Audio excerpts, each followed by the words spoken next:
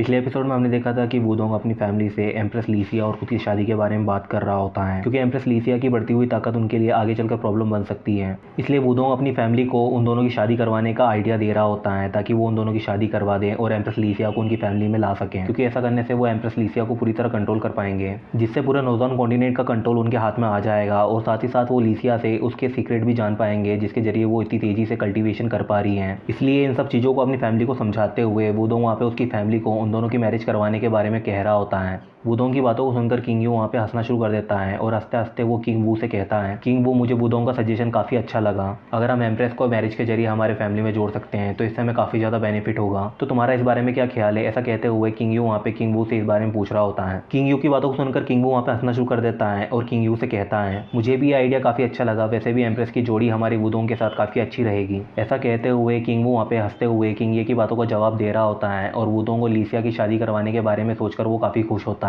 फिर किंग वू वहाँ पे किंग ये के कंधों पे हाथ रखता है और उससे कहता है, अब जब ये आइडिया इतना ही अच्छा है तो हमें इसमें बिल्कुल भी देरी नहीं करनी चाहिए। हम कल ही एम्प्रेस के पैलेस चलते हैं और उसे इस मैरिज प्रपोजल के बारे में बताते हैं। और मुझे यकीन है कि एम्प्रेस इस प्रपोजल को सुनकर बिल्कुल भी ना नहीं कह पाएगी, और अगर उसने ऐसा करने की कोशिश की तो उसे हम दोनों की फैमिली का गुस्सा सहना होगा और साथ ही साथ उसे एंशिएंट हेवनली सेक्ट के ट्रू डिसिपल की डिसरिस्पेक्ट करने की कीमत भी चुकानी होगी। ऐसा कहते हुए किंग वू वहाँ पे किंग ये को इस बारे में सब कुछ समझा रहा होता है और उसे इस काम में बिल्कुल भी देरी ना करने के लिए कह रहा होता है। किंग वू की बातों को सुनकर किंग ये वहाँ पे उसकी बातों से एग्री करते हुए अपने वाइन के ग्लास को उठा लेता है। फिर वो दोनों वहाँ पे अपने वाइन के ग्लास को टोस्ट कर रहे होते हैं और अपने वाइन के ग्लास को टोस्ट करते हुए किंग ये वहाँ पे किंग वू से कहता है, तो ये तेरा, हम कल सुबह होते ही पैलेस चलेंगे और एम्प्रेस से इस बारे में बात करेंगे। ऐसा कहते हुए वो काफ़ी खुश होते हैं और इस बारे में बात करते हुए वो वहाँ पे हंस रहे होते हैं और अपने डिनर को एंजॉय कर रहे होते हैं। फिर हमें तियान के घर का आंगन दिखाया जाता है जहाँ पे हम तियान और ये को देखते हैं जो कि वहाँ पे स्वॉर्ड प्रैक्टिस करते हुए डांस कर रहे होते हैं। हालांकि यही ने यहाँ पे तियान को स्वॉर्ड प्रैक्टिस के लिए पूछा था और तियान उसे स्वॉर्ड प्रैक्टिस करा रहा होता है, लेकिन स्वॉर्ड प्रैक्टिस करते हुए वो दोनों वहाँ पे कब डांस करने लग गए इस बात का उन दोनों को कोई भी आइडिया नहीं है, क्योंकि वो दोनों इस वक्त एक दूसरे की बाहों में पूरी तरह खो चुके होते हैं और अपनी लाइफ के उन हैप्पी मोमेंट्स को एंजॉय कर रहे होते हैं। लेकिन तभी वहाँ पे यही के साथ डांस करते हुए अचानक ही तियान की कमर में मोच आ जाती है, जिसकी वजह से उनका हैप्पी टाइम वहीं पे इंटरप्ट हो जाता है और अचानक ही अपनी कमर में आई उस मोच की वजह से तियान वहाँ पे चिल्ला रहा होता है। ये देखकर यही काफ़ी ज़्यादा हैरान होती है और तियान की केयर करते हुए वो उससे पूछ रही होती है, हस्बैंड क्या हुआ, क्या आप ठीक हो? ऐसा कहते हुए यही वहाँ पे तियान की अचानक इस तरह चिल्लाने की वजह को पूछ रही होती है। लेकिन तभी वहाँ पे तियान अपने घुटनों के बल बैठ जाता है और अपनी कमर को पकड़कर वहाँ पे कांपना शुरू कर देता है। ये देखकर यही समझ जाती है कि उसकी कमर में जरूरी मोच आई है, इसलिए यही वहाँ पे परेशान होते हुए तियान से कहती है, क्या हुआ हस्बैंड, क्या आपकी कमर में मोच आई है? ऐसा कहते हुए यही वहाँ पे तियान से ये सब पूछ रही होती है।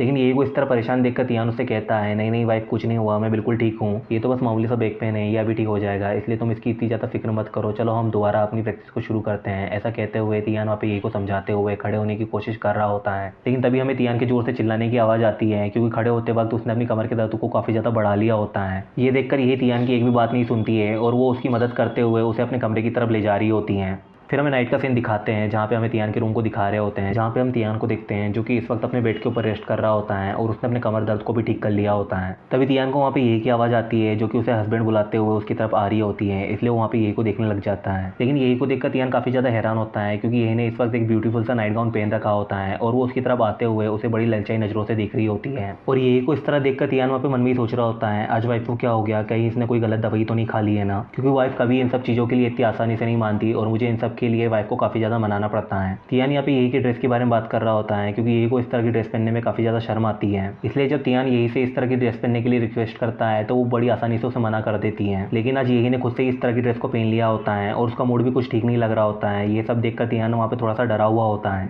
और वो मन में ही सोच रहा होता है, वाइफ का मूड आज इतना ज़्यादा इंटेंस क्यों है, पता नहीं क्यों, पर मुझे आज वाइफ को इस तरह देखकर काफ़ी ज़्यादा अजीब लग रहा है, या शायद आज मैं कुछ ज़्यादा ही सोच रहा हूँ। ऐसा कहते हुए तियान वहाँ पे यही के उस बदले हुए अंदाज को देखकर काफ़ी ज़्यादा हैरान होता है और उस बारे में ही सोच रहा होता है। फिर तियान वहाँ पे यही के चेहरे को छूकर उसे सहलाते हुए कहता है, क्या हुआ तुम्हें, आज तुम काफ़ी बदली हुई लग रही हो। ऐसा कहते हुए तियान वहाँ पे यही से उसके बदले हुए बिहेवियर को देखकर डायरेक्टली उससे पूछ लेता है। तियान की बातों को सुनकर यही समझ जाती है कि तियान उससे इस तरह के सवाल क्यों पूछ रहा है, इसलिए वो वहाँ पे ब्लश करते हुए उसे देख रही होती है और फिर तुरंत ही तियान के करीब जाकर उससे कहती है, नहीं कुछ नहीं, आज हस्बैंड की तबीयत खराब होने की वजह से उन्होंने आज मुझे किसी भी काम के लिए मनाने की कोशिश नहीं की, इसलिए मैं आपको थोड़ा सा मिस कर रही थी, इसलिए मैंने हस्बैंड को इस सरप्राइज को देने के बारे में सोचा, क्यों क्या हुआ, हस्बैंड को ये सरप्राइज अच्छा नहीं लगा। ऐसा कहते हुए यही वहाँ पे ब्लश करते हुए तियान के चेहरे के बहुत ही ज़्यादा करीब होकर उससे ये सब कह रही होती हैं। यही को इतना करीब देखकर और उसकी बातों को सुनकर तियान भी वहाँ पे ब्लश करना शुरू कर देता है और उसकी बातों का जवाब ढूंढ रहा होता है। हालांकि यही के दिमाग में इस वक्त कुछ और ही चल रहा होता है, जहाँ पे उसकी इमेजिनेशन में वो तियान के सवाल को सुनकर काफी ज्यादा गुस्सा हो जाती है और मुंह फुलाते हुए वो वहाँ पे तियान के गाल खींचते हुए खुद को मन में कह रही होती है, आखिर मैंने अपने हस्बैंड को एक डीमन की तरह इमेजिन कैसे किया। मेरे हस्बैंड किसी भी तरह से कोई डीमन नहीं हो सकते हैं, क्योंकि मेरे हस्बैंड बहुत ही ज्यादा अच्छे हैं और उस तरह का कोई भी डीमन मेरे हस्बैंड के जूते संभालने के भी लायक नहीं है। और अपनी इमेजिनेशन में ये सब सोचते हुए यही वहाँ पे तियान की बातों से गुस्सा होकर मुंह फुलाने का नाटक कर रही होती है। हालांकि ये बस यही की एक इमेजिनेशन होती है और इन सब चीजों के बारे में सोचकर यही वहाँ पे तुरंत ही तियान को किस करना शुरू कर देती है।